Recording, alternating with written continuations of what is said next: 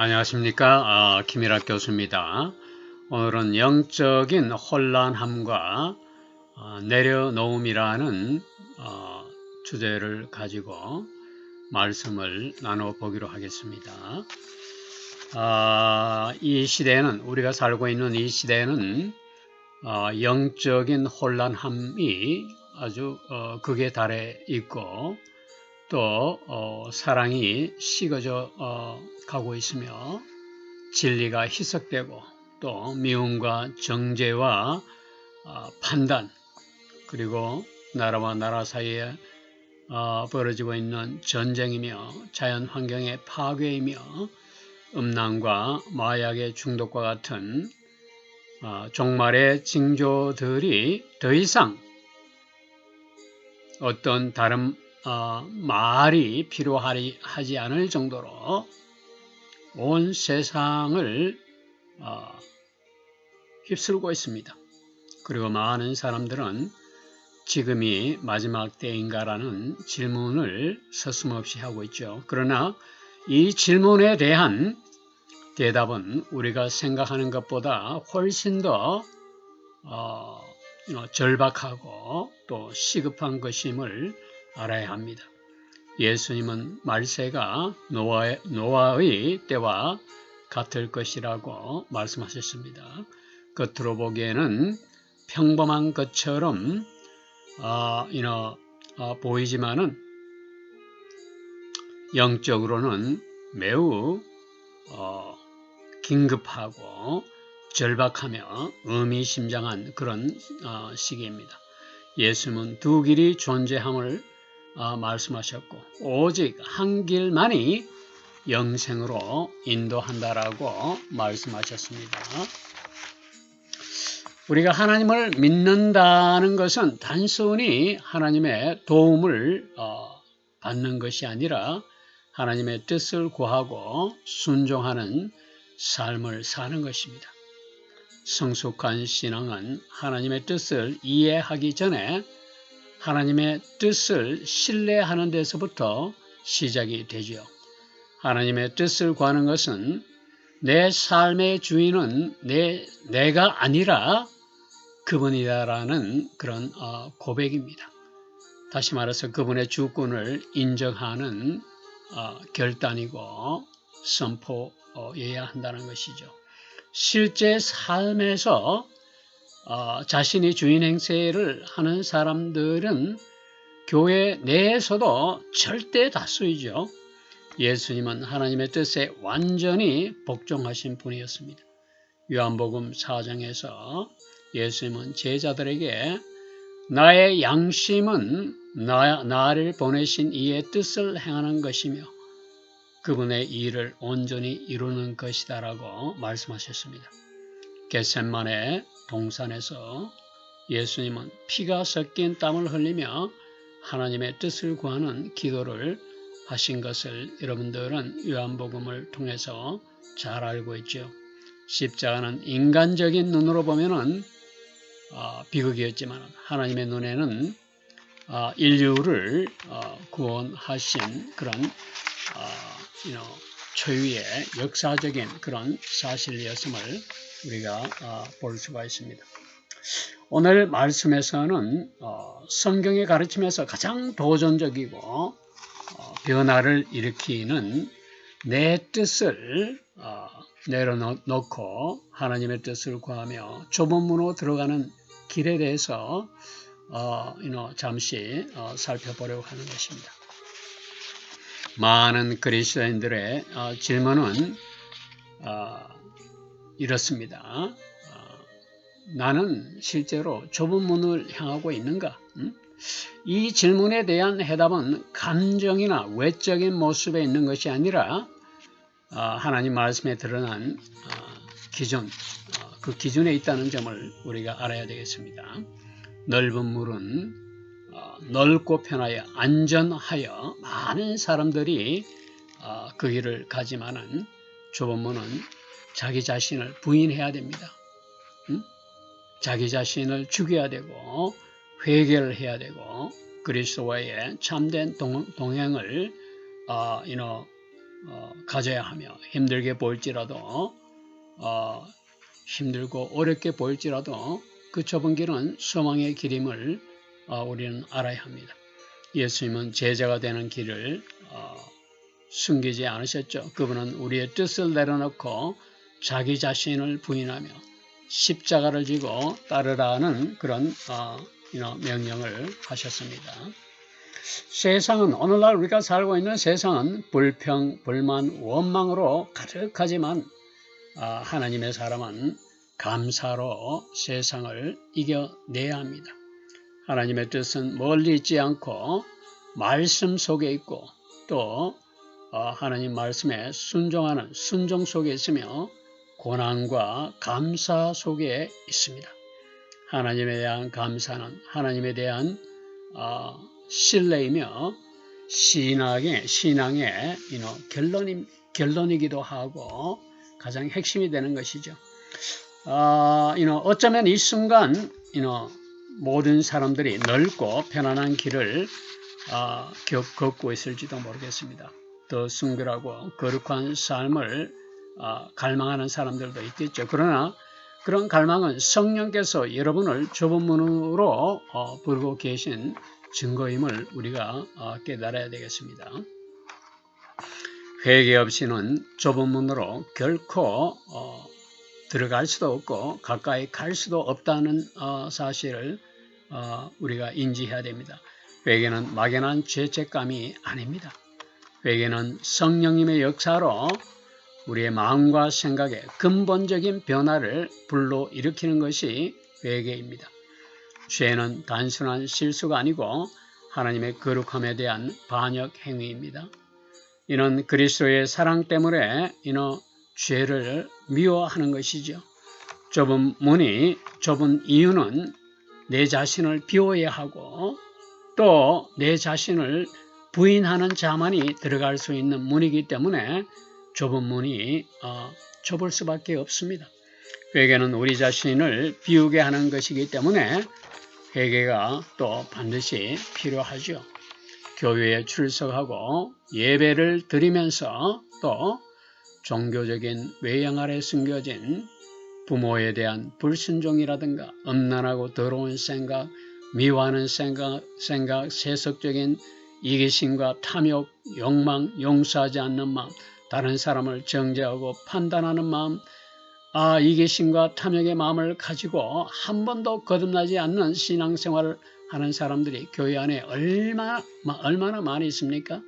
여러분들이 익히 잘 알고 있을 것으로 생각합니다. 그런 이유 때문에 죄와의 싸움이 현실이 되어야 하고 좁은 문으로 들어가기 위해서는 죄와의 싸움이 일상적이고 지속적이며 현실적인 싸움이 되지 않으면 좁은 문으로 들어갈 수 없게 됩니다. 좁은 문에 대한 메시지는 우리를 당연히 불편하게 하지요. 왜 그럴까요?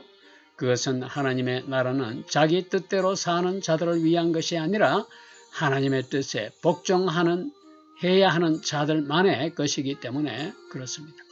참된 회개는 우리 자신을 부인하고 또 겸손하게 하면서 그 결과로 우리가 자유롭게 되는 것이죠. 그것은 우리를 그리스도 안에서 변화된 삶으로 인도하고 참된 기쁨의 길을 여는 열쇠가 된다는 점을 우리가 기억하고 있어야 되겠습니다. 우리가 마태복음 7장 21절 말씀 이하에서와 같이 주여 주여 하면서도 예수님은 우리 삶의 주인으로 인정하지 않는 사람들은 의외로 아주 많습니다. 이들은 자기 기만의 넓은 길을 걷고 있는 자들이 아니라고 누가 말할 수 있겠습니까?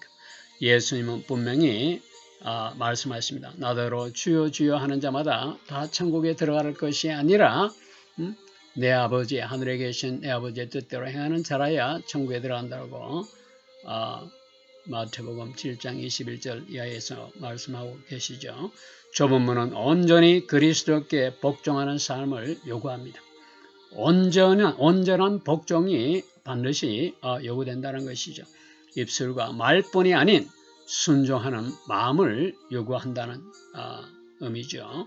많은 사람들은 예수님을 따른다는 것을 단지 교회에 출석하고 예배하고 찬양하며 헌신하고 겉으로는 기독교적인 모습을 유지하는 그런 것으로 착각하고 있습니다. 그러나 예수님은 우리 삶의 전부를 요구하시는 분입니다. 삶 전체가 말씀 앞에 순종하고 복종하기를 바라신다는 것이죠. 구원은 분명히 하나님의 은혜로 주어집니다. 그 은혜는 우리를 변화시켜 그리스도의 통치를 갈망하게 만든다는 점을 결코 망각해서는 안 됩니다. 그리스도를 따르는 사람에게는 그리스도에 대한 전적인 복종의 열매가 반드시 나타나게 되고 그 복종의 열매가 순종의 열매가 없다면 그것은 크리스찬이 아닙니다. 믿음은 삶의 실천으로 반드시 드러나게 되며 그것이 진짜 믿음이라면 삶의 실천으로 반드시 나타나게 됩니다. 예수님이 진정한 우리 삶의 주인이시라면 우리의 삶과 생각과 선택과 결정까지도 그분께 속해 있어야 합니다. 예수님이 왕이시든지 아무 상관이 없는 분이시든지 여러분들이 두 가지 가운데 반드시 하나를 선택해야 됩니다. 기도를 하고 성경을 읽어도 말씀에 순종하지 않는 신앙은 가짜입니다. 교회 안에 말씀에 순종하지 않는 성도들이 얼마나 많이 있습니까? 겉으로는 화려하고 거룩해 보이지만 속은 회칠한 무덤인 성도들이 교회 안에는 넘쳐납니다. 우리는 우리 삶 전체를 주님께 드려야 합니다. 변화는 점진적인 것이지만 삶의 방향은 완전히 바꾸어질 수밖에 없습니다. 온전한 복종이란 자기 중심의 삶을 멈춰야 하려고 그리스도를 위해 사는 것입니다. 이해되지 않을 때에도 하나님의 뜻이 선하고 완전함을 신뢰하는 것입니다. 좁은 문은 이런 헌신을 반드시 우리들에게 요구하고 있다는 사실을 잊지 말아야 할 것입니다. 그리고 가장 놀라운 사실은 우리가 이렇게 항복하고 순종할 때 진정한 자유를 얻게 된다는 점이죠. 하나님은 지혜로우시고 신실하시며 사랑이 많으신 분입니다. 좁은 문은 좁고 협착하여 불편할 수 있지만 그 너머에는 하나님이 예비하신 영광이 기다리고 있음을 우리가 알아야 할 것입니다. 좁은 문으로 들어가지 못하는 사람들이 많은 이유는 그 좁은 문을 알아보지 못하기 때문이죠. 세상은 수천 가지 많은 길들을 제시하고 있습니다. 겉으로 보기에는 모두 좋게 보이고 영적이고 축복처럼 보이지만은 그 길들은 영생으로 인도하지 않습니다. 예수님은 분명히 우리들에게 말씀하십니다. 좁은 문으로 들어가는 자는 적고 넓은 문으로 들어가는 자가 많다고 말씀하십니다. 좁은 문을 진짜 알기를 원한다면 영적인 분별력이 반드시 필요하죠. 이는 오직 하나님께로부터 오는 은혜의 선물입니다. 영적인 분별은 은혜의 선물이란 말입니다. 우리는 이 좁은 문이 자기 부인과 겸손과 회개의 길임을 알아야 합니다. 그런데 우리가 살아가는 이 시대는 영적 분별력이 모두 사라져버린 시대입니다. 사람들은 겉으로 포장된 교회 건물에 미혹되어 습관적인 종교 활동을 신앙으로 착각하고 있다는 점을 우리가 주시해야 됩니다. 주목해서 바라봐야 됩니다.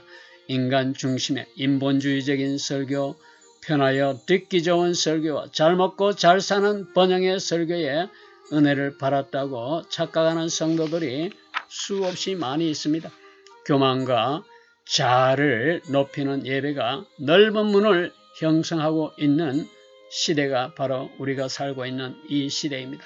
겉으로 보기에는 십자가와 예수님의 이름을 가장하고 있지만 십자가로 회개도 순종이 없는 넓은 문이 오늘날 한국 교회입니다. 그러나 영적인 분별력이 없으면 유명한 이야기와 감정적인 문구를 듣고 맹목적으로 따라가는 어리석은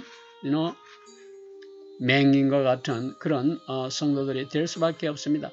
우리는 영적 분별력을 가지고 우리의 시야를 가리고 있는 비늘이 벗겨져야 합니다. 진리를 왜곡하여 가짜 복음을 전하는 거짓된 교회의 거짓 목사들의 설교에서 경각심을 가지고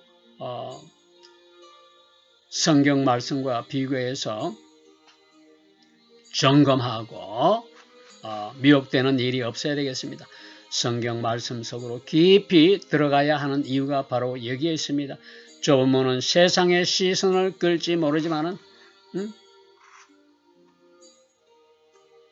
넓은 문, 좁은 문이 아니라 넓은 문은 세상의 시선을 끌지 몰라도 또 하나님의 영으로 빛나는 그런 삶을 살기 위해서는 좁은 문으로 들어가야 한다는 이야기입니다. 영적 분별력은 우리를 그리스도 예수님의 복음으로 말씀에 순종하는 복음으로 돌아가는 것입니다. 이런 영적인 민감함은 오늘날 우리가 거짓된 교회에 변질된 복음에 속지 않기 위해서 반드시 우리가 지녀야 할 필수품입니다. 겸손한 자들만이 이런 영적 민감함을 가질 수가 있다는 점도 잊지 말아야 할 것입니다. 여러분들은 옳은 길과 믿음으로 신앙생활하면서 살아간다고 생각하지만 실상은 여러분들 가운데 많은 사람들은 멸망의 길로 나가고 있다는 사실을 깨닫지 못하고 있습니다. 그래서 예수님은 좁은 문을 찾는 자가 적다고 반복해서 말씀하십니다. 분별력은, 영적인 분별력은 기도와 말씀, 묵상, 책망을 받아들이는 겸손한 마음, 그리고 세상이 예라고 말할 때 아니요라고 말할 수 있는 용기가 있어야 되는 겁니다. 좁은 문은 외롭고 불편하지만은 안전한 길이 됩니다. 예수님은 마태복음 7장에서 좁은 문을 찾는 이는 아주 적고 넓은 문을 찾는 자는 넘쳐난다라고 지적하고 계십니다. 이것은 우리에게 중요한 경고가 아닐 수가 없지요. 바른 길은 세상적으로 볼 때 인기가 있을 수가 없습니다. 진정한 기독교는 언제나 시대의 흐름을 거슬러 가는 길을 걸었습니다. 그리스도를 따라 순종하는 삶을 사는 것은 혼자 가는 길이며 종종 박해와 핍박과 조롱을 받고 사회로부터 거절당하며 비난받고 이해받지 못하는 길일 수가 있음을 우리가 깨달아야 되겠습니다. 참된 복음은 실제로 우리가 살아내야 하는 그런 복음이죠. 세상은 성경 말씀에 순종하는 삶을 조롱하고 비난하며 율법주의자로 낙인을 찍지만 하염없이 진리를 선택하는 이 외로운 길을 걷는 자들은 세상에 줄 수 없는 기쁨을 발견하게 됩니다. 이 길은 그리스도께서 함께 하시고 성령께서 붙들어 주시는 안전한 길임을 우리가 잊지 말아야 할 것입니다. 사람들의 인정은 사라지고 박수 갈채는 없지만 좁은 문으로 들어가는 자는 하나님께로부터 결코 버림을 당하지 않습니다. 참된 그리스도인들이 걸어가는 좁은 문은 실적인 삶의 여정이며 순종이라는 방식으로 나타납니다.